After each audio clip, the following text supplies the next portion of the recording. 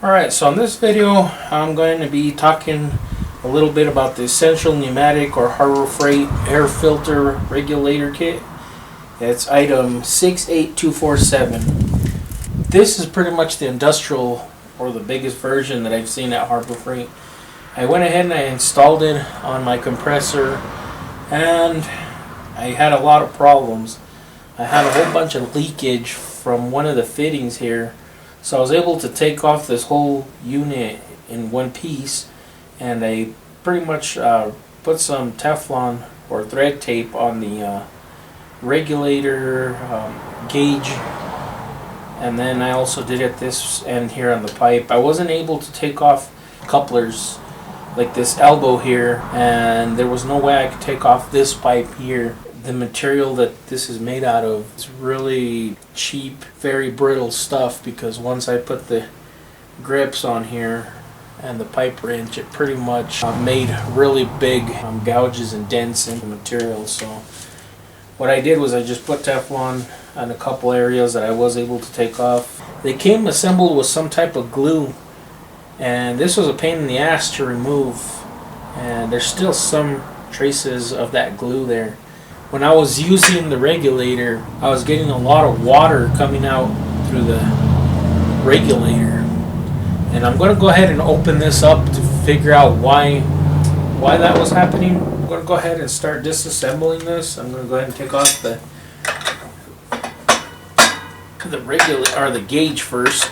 And I'm going to go ahead and take off the whole unit here. I'm going to pretty much just loosen all this up and then take the ends off from the canister.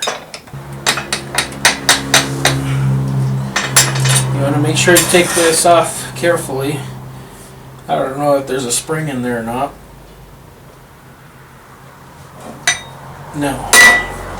No spring in there. There's a seal here for the canister, and then where the relief valve goes, and then where that main, what appears to be a stud, goes in there.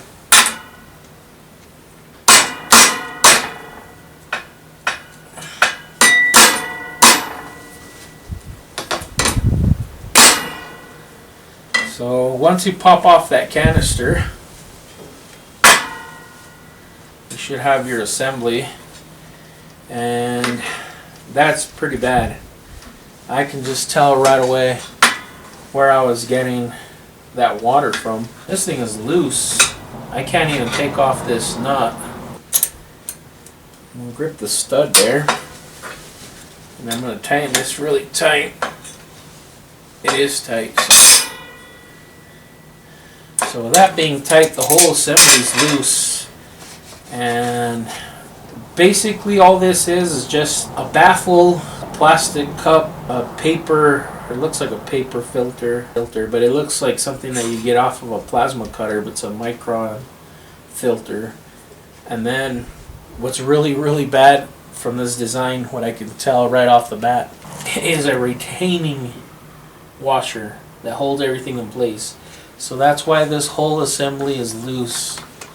That is pretty bad. So I'm sure if I wiggle it from side to side, yep, I can get some play from side to side, and actually just loosened everything up. I can hold the stud from the back here, and I can actually turn this filter. You might say, why is that a bad design? When you go to assemble this whole thing, these lock washers are one-way washers. They all go one way, and it prevents them from springing back, and they have little notches here that are cut out and bent. They're little tings that keeps it from coming back, while the stud is pretty smooth. So right now I could just see where this thing has traveled. Now I'm going to push this forward, and just to show you guys where it's traveled. I mean, I don't know if this can even be zoomed up on, but there's probably about a 1/16 of travel there where the actual lock washer has come back. I don't know what the proper, I can't think of the proper name for this now, but I'm just going to refer it as a lock washer.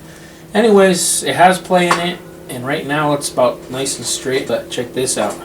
Once I go to wiggle it, that thing just comes back, it springs back. So as I'm taking out this unit, this thing is backwards. Huh. That's really crazy.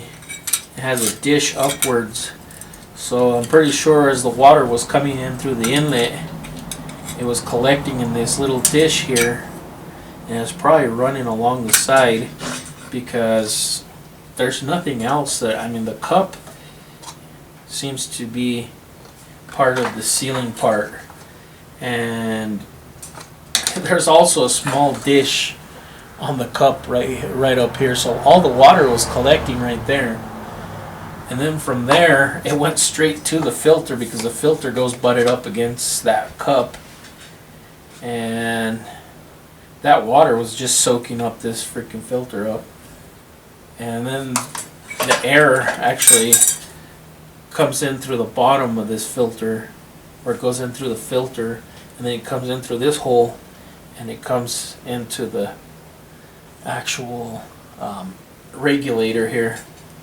So I guess now I know where the water was coming from. That's just a really, really bad design. Now if this thing would have been put upside down, it still doesn't matter because there's not, I mean, metal on metal, that's not a seal at all. There's no seal there. Not even a plastic washer or anything like that. So there's always going to be water leakage, especially on my compressor since it's a 2-stage, and it's going to produce a lot of water. So I don't know how else I can explain to you guys. I mean, I guess I can't explain it all scientifically, but I'm just going to tell you guys that is a poor design. So it's just, that is not going to seal anything on metal, no way. The cup,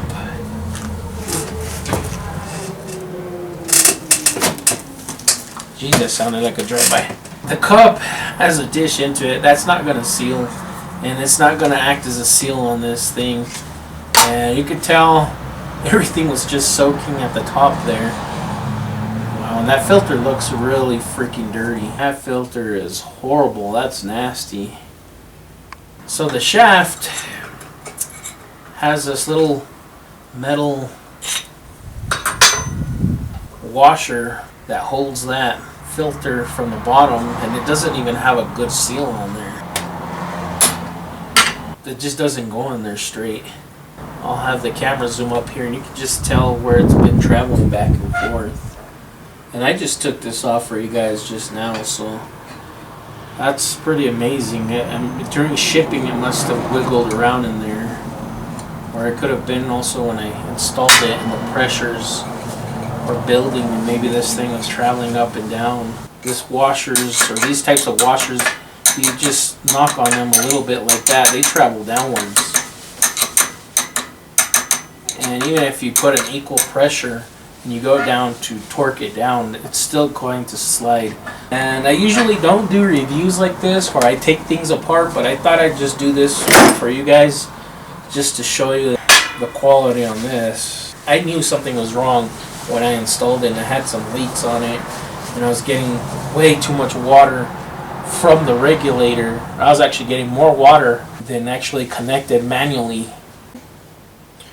Alright, so I'm going to take off the regulator. So it's pretty much just 4 screws. End up losing something just like that. But anyways, I guess nothing came out. No springs or anything.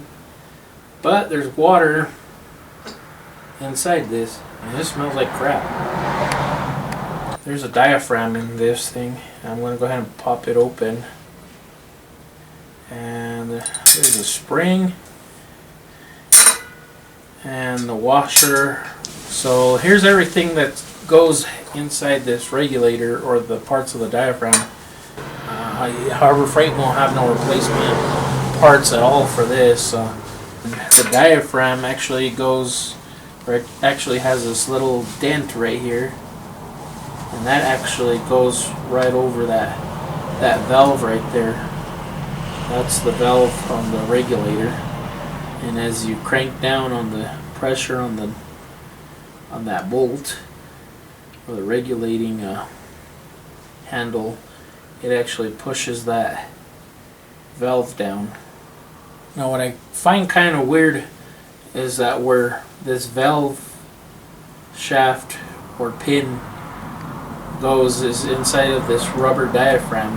It's rubber, it's not even flat. Welding regulators actually have just a flat there, and this one actually has rubber inside there, so eventually that thing is going to end up going through that rubber. It will get worn out. But anyways, that's it for this video. I want to thank you for watching and see you guys in the next one.